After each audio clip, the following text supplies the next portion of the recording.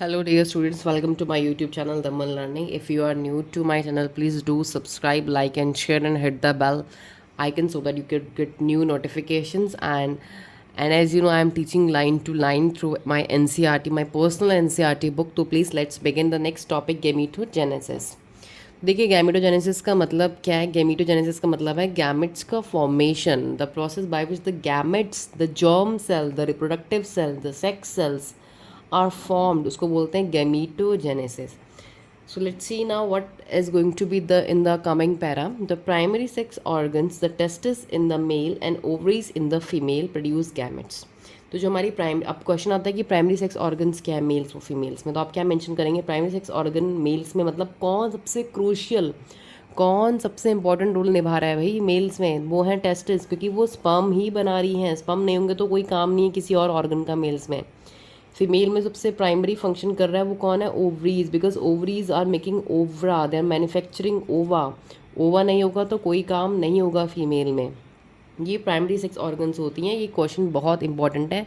Primary sex organ and secondary sex organs, इनके अलावा जो बाकी ऑर्गन्स होंगी ना वो सारी सेकेंडरी सेक्शुअल ऑर्गन्स होंगी respectively by the process called gametogenesis. and gametes बन गए. In the testes, the immature male germ cells spermatogonia produces sperm by spermatogenesis. बहुत easy है. देखिए टेस्टिस के अंदर सेमनीफेरस ट्यूब्यूल के अंदर अगर हम जाते हैं तो हमने वहाँ देखा था कि सेमनीफेरस ट्यूब्यूल के अंदर दो टाइप के सेल थे, मेल जर्म सेल थे और सर्टोली सेल्स थे. अब हम बात करते हैं कि जो टेस्टिस के अंदर इमेच्योर मेल जर्म सेल्स थे जिनको हम बोल रहे थे स्पर्मेटोगोनिया, वो स्पर्म प्रोड्यूस करते हैं. हमें वहाँ क्लियर हो गया था. बट कैसे प्रोड्यूस करते हैं? बाय स्पर्मेटोजेनेसिस की प्रोसेस से.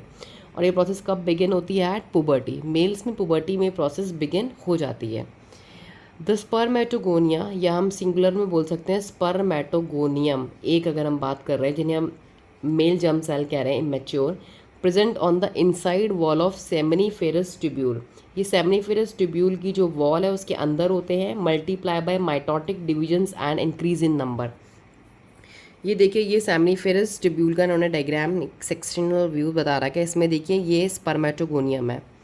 स्पर्मेटोगोनियम है मतलब इमेच्योर मेल जर्म सेल. अभी ये मैच्योर होके ऐसा बनने वाले हैं. ओके ये इमेच्योर है, अभी ऐसा बनने वाले हैं. तो ये यहाँ पर क्या करते हैं? माइटोटिक डिवीजन मतलब माइटोसिस करके इंक्रीज इन नंबर होते हैं. देखिए नंबर में बढ़ते जा रहे हैं, बढ़ते जा रहे हैं. Each spermatogonium is diploid and contains 46 chromosome. हर एक स्पर्मेटोगोनियम क्या है? डिप्लॉयड, मतलब इसके अंदर क्रोमोसोम नंबर कितने? 2n. क्योंकि माइटोसिस से डिवाइड कर रहा है ना बेटा. It's very easy to understand कि वाई स्पर्मेटोगोनियम आर डिप्लॉयड.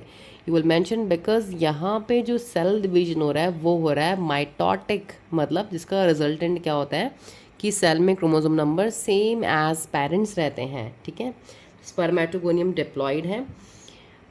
उसके बाद देखिए क्या है, some of the spermatogonia called primary spermatocytes periodically undergo meiosis. इनमें से कुछ स्पर्मेटोगोनियम क्या करने लगते हैं? अपने आप को प्राइमरी स्पर्मेटोसाइट्स बना देते हैं. प्राइमरी सबसे पहले स्पर्म प्रोड्यूस करने वाले सेल्स बना देते हैं. और ये क्या करते हैं? They undergo meiosis. ये मियोसिस करना शुरू कर देते हैं. अभी तक तो माइटोसिस हो रही थी, ये मियोसिस मतलब रिडक्शनल डिवीजन शुरू कर देते हैं. The primary spermatocyte completes the first meiotic division. सबसे पहला जो फर्स्ट रिडक्शनल डिवीजन ये जब करते हैं, leading to the formation of 2 equal haploid cells called secondary spermatocytes. तो मतलब ये कैसे डिवाइड करते हैं? जब डिवाइड करते हैं तो 2 सेल्स बनाते हैं जिनको हम बोलते हैं 2 इक्वल हैप्लॉइड सेल. क्योंकि मियोसिस कर रहे हैं तो हैप्लॉइड सेल्स बनेंगे जिसका नाम है सेकेंडरी स्पर्मेटोसाइट. मतलब इन प्राइमरी से सेकेंडरी स्पर्मेटोसाइट्स बन के, देखिए यहाँ पे ये सेकेंडरी स्पर्मेटोसाइट्स बन गए which have only 23 chromosomes each. अब इनके अंदर सिर्फ 23 क्रोमोसोम्स है क्योंकि अभी यहाँ पे हमारा मियोसिस चल रहा है, रिडक्शनल डिवीजन चल रहा है. The secondary spermatocytes undergo the second meiotic division. अब ये सेकेंडरी स्पर्मेटोसाइट फिर से सेकेंड म्योटिक डिवीजन दोबारा से सेम प्रोसेस करेगा और क्या फॉर्म करेगा? The secondary spermatocytes will form 4 equal haploid spermatids. अब ये वाले सेल्स आगे जाके 4 स्पर्मेटिड्स बनाएंगे. 4 स्पर्मेटिड आपको दिख रहे हैं, ये स्पर्मेटिड्स बन गए. 4 बनेंगे अब सेकेंडरी स्पर्मेटोसाइट से. The spermatids are transform into spermatozoa और sperm by the process called spermiogenesis. अब यही स्पर्मेटिड्स अभी चेंज होंगे किस में? स्पर्मेटोजोआ में. जोआ में चेंज होंगे किसकी प्रोसेस से? Spermiogenesis. Spermiogenesis process by which spermatids are converted to zoa, मतलब टेल ऐड हो जाएगी इनमें, अब ये स्पर्मेटोजोआ बन जाएंगे। After spermiation spermiogenesis sperm heads become embedded in the Sertoli cells. अब देखिए इनके जो हेड होते हैं ना, ये अंदर को धंसे हुए हैं। सर्टोली, ये सर्टोली सेल्स हैं बीच बीच में, सारे सर्टोली सेल्स की तरफ को घूमे हुए हैं। And are finally released from the seminiferous tubule by the process called spermiation. अब इनको यहाँ से रिलीज़ होना, तो अब यहाँ से रिलीज़ कैसे होंगे, रिलीज़ होंगे यहाँ से ये स्पर्मिएशन की प्रोसेस से। अभी किसके अंदर है, सेमिनिफेरस ट्यूब्यूल के अंदर है, यहाँ से निकलेंगे स्पर्मिएशन की प्रोसेस से, फिर वो पूरा वही पाथ ट्रेवल होगा आपको, टेस्टिस वार डिफरेंस इफ्रेंशिया वो पूरा निकल के, तो यहाँ पे आपके स्पर्म फॉर्म हो गए। अब थोड़ा सा हम और पढ़ते हैं कि हमारी प्रोसेस कब स्टार्ट होती है and what happens in this process. So देखिए, spermatogenesis starts at the age of puberty. Puberty में ये स्टार्ट होती है प्रोसेस, ड्यू टू, क्यों स्टार्ट होती है, significant increase in the secretion of gonadotropin releasing hormone. जब आपकी बॉडी में पुबर्टी के टाइम पे बहुत ज़्यादा लेवल इंक्रीज हो जाता है कुछ हार्मोन्स का, कुछ केमिकल्स का, उनका नाम है गोनाडोट्रोपिन रिलीजिंग हार्मोन, GnRH। गोनाडो मतलब गोनाड्स, गैमेट से रिलेटेड वाली बात। देखो गोनाड मतलब भी गैमेट होता है, हाँ ये याद रखना। तो गोनाडोट्रोपिन रिलीजिंग हार्मोन का लेवल ज़्यादा होता है, जिसको बोलते हैं GnRH। This if you recall is a hypothalamic hormone. अगर आपको याद है तो ये आपका हाइपोथैलेमस जो ग्लैंड होती है ब्रेन में, उसका एक हार्मोन है। The increase level of GnRH, जब GnRH आपकी बॉडी में बहुत बढ़ेगा तो ये आपका जो हार्मोन है, ये आपका हार्मोन एक्ट करेगा आपके पिट्यूटरी ग्लैंड के एंटीरियर पार्ट में, ना कि पोस्टीरियर। पिट्यूटरी ग्लैंड के दो हिस्से होते हैं, एंटीरियर और पोस्टीरियर। आपके पिट्यूटरी ग्लैंड के अंदर वाले हिस्से पे ये जाके एक्ट करेगा, उस पर काम करेगा और उससे उसको स्टिमुलेट करवा के उसको स्टिमुलेट करवाएगा और वहाँ से 2 गोनाडोट्रोपिन्स रिलीज़ करवाएगा, वहाँ से 2 हार्मोन्स और रिलीज़ करवाएगा। उसका नाम होगा luteinizing hormone LH and follicular stimulating hormone FSH। तो 2 हार्मोन और रिलीज़ करवाएगा। मतलब कि जो गोनाडोट्रोपिन रिलीजिंग हार्मोन है, इसका नाम ही GnRH है, क्योंकि GnRH मतलब रिलीजिंग हार्मोन, ऐसा हार्मोन जो दूसरे हार्मोन को रिलीज़ करवाएगा, उनको रिलीज़ करवाएगा ग्लैंड को स्टिमुलेट एक्टिव करवा के। अब देखिए इन हार्मोन्स के फंक्शन क्या है। LH जो होगा, it acts at the Leydig cells, ये लेडिक सेल्स में काम करेगा, जिसे हम इंटरस्टिशियल सेल्स भी कहते हैं मेल के। And stimulate the synthesis and secretion of androgen, वहाँ से एंड्रोजन निकलवाएगा कौन सा हार्मोन, LH, लेडिक सेल। तो लेडिक सेल याद रखना, लेटुनाइजिंग हार्मोन, L वाला हार्मोन, LH वाला लेडिक सेल्स पे ही, LC नाम के सेल्स पे काम करेगा, LH is equal to LC cells पे काम करेगा, याद रखना। Androgens in turn stimulate the process of spermatogenesis. Androgen जैसे ही रिलीज होंगे टेस्टिस के अंदर, उसके बाद वो स्पर्मेटोजेनेसिस मतलब स्पर्म बनने की प्रोसेस को स्टार्टअप करेंगे।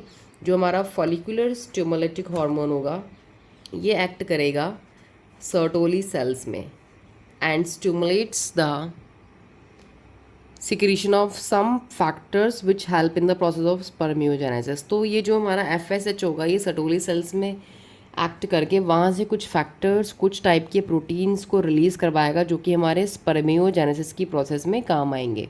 तो अब हमारा स्पर्म फॉर्म्ड हो गया। अब स्पर्म का स्ट्रक्चर थोड़ा देख लेते हैं कैसा होता है।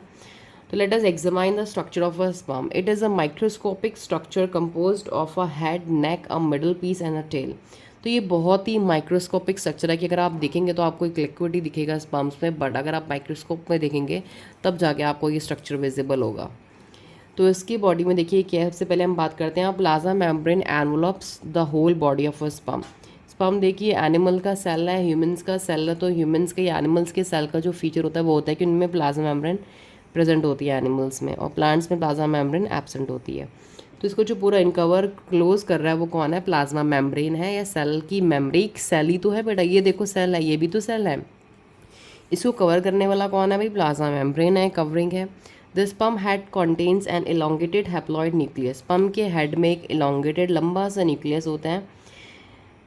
The interior portion of which is covered by a cap like structure. उसके अंदर का जो पोर्शन होता है इस न्यूक्लियस के अंदर वाला, यहाँ पे देखिए, it is covered by a cap like structure. उसका नाम होता है एक्रोजोम। तो acrosome is a cap like structure जो कि एंटीरियर पोर्शन में प्रेजेंट होता है। द एक्रोजोम जो वाला ये जो हिस्सा होता है, it is filled with enzyme that help in the fertilisation of ovum. तो इसमें बहुत सारे एंजाइम होते हैं, क्योंकि जो ये होता है ना ओवम, इसको फर्टिलाइज करना है स्पर्म ने ओवम को, तो इसके अंदर एंजाइम्स होता है जो कि इस प्रोसेस में हेल्प करेंगे। The middle piece possesses numerous mitochondria, तो जो मिडल पीस है ये वाला हिस्सा बीच वाला स्पर्म का, इसमें बहुत सारे माइटोकॉन्ड्रिया होते हैं which produces energy for the movement of tail which facilitate sperm motility, जो कि स्पर्म को मोटाइल करने में एनर्जी प्रोवाइड कराता है.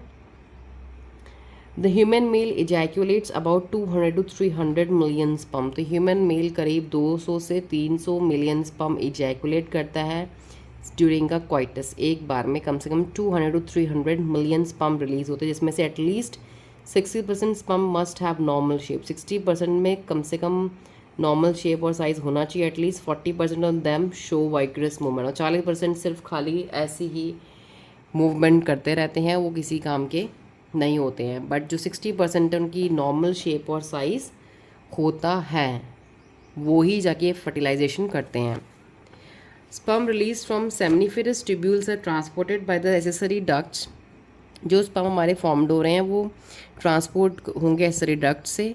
तो वहाँ पे जो बीच में हमारी जो ग्लैंड्स आएंगी, जैसे कि secretions of epidermis, vas deferens, seminal vesicle, prostate, ये सारे ग्लैंड्स के जो केमिकल सिक्रीशंस हैं ये एसेंशियल हैं मैचुरेशन में स्पर्म की और मोटिलिटी उसका मूवमेंट बनाए रखने के लिए.